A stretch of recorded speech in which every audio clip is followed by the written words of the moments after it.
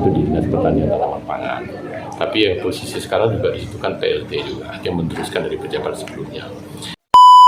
Secara keseluruhan karena sekarang di AKI karena kontraknya kan banyak di tengah tahun, ada dari bahkan ada yang 2, 1.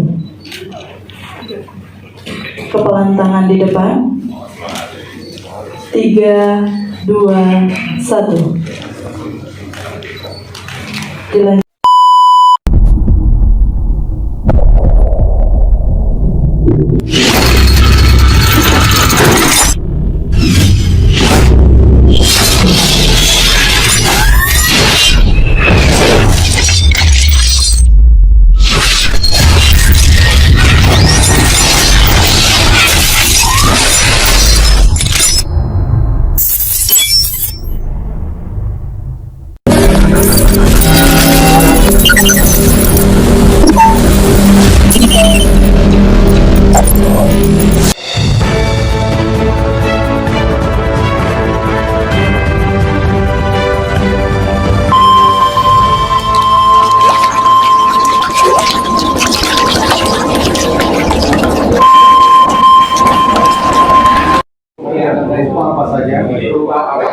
dari siapapun juga yang saya tahu atau patut dapat mengira bahwa ia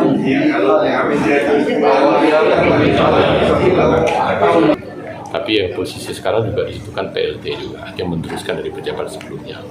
Yang penting itu cepat beradaptasi, kemudian menggali informasi secara baik dengan staf yang ada di bawahnya.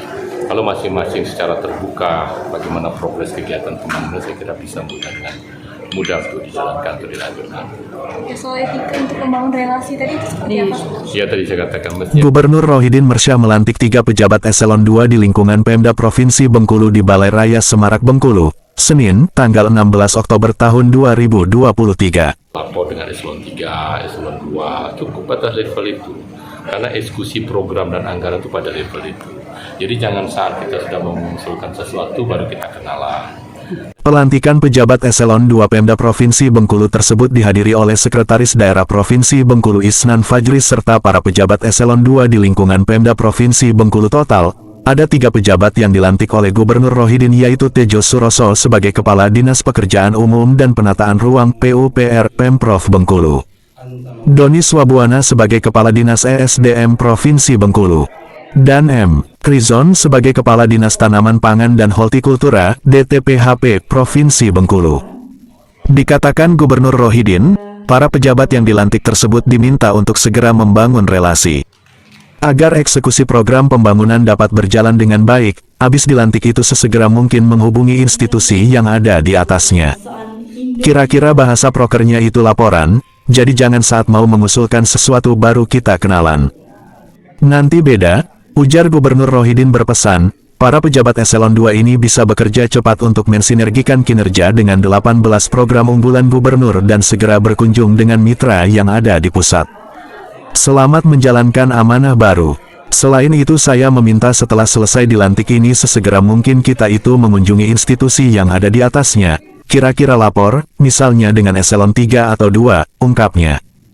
Terakhir Rohidin juga berpesan untuk menjalin hubungan yang baik dengan pemerintah di bawahnya yaitu kabupaten dan kota.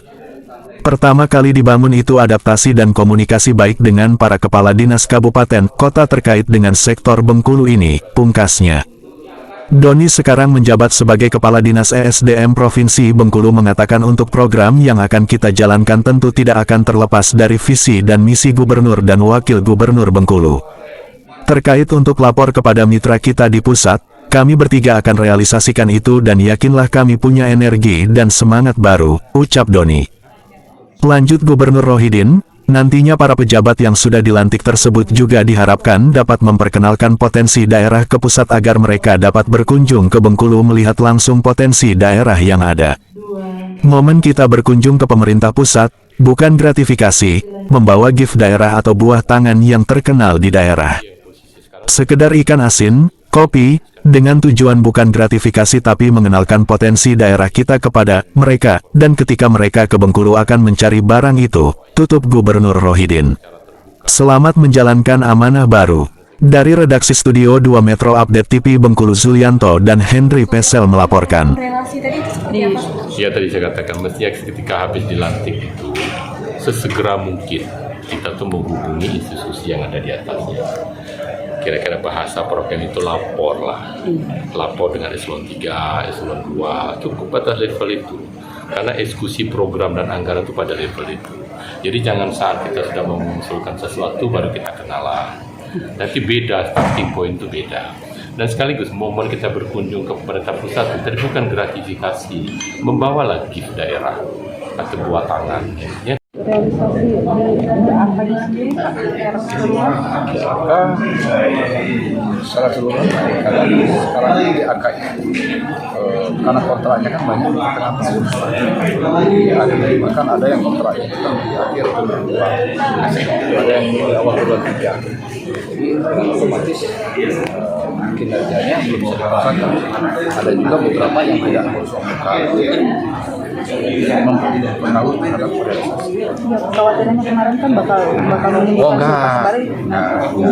Progresnya bagus karena nggak ada hambatan di lapangan. Sekilas info kita.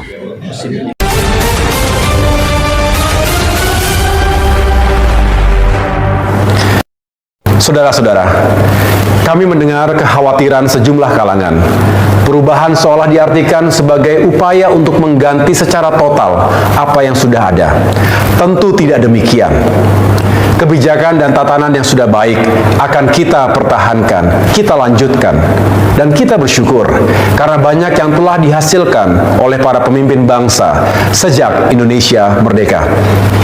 Tatanan dan hal-hal baik yang diwariskan oleh Presiden Soekarno, Presiden Soeharto, Presiden Habibie, Presiden Abdurrahman Wahid, Presiden Megawati Soekarno Putri, Presiden Susilo Bambang Yudhoyono, dan Presiden Joko Widodo harus kita pertahankan.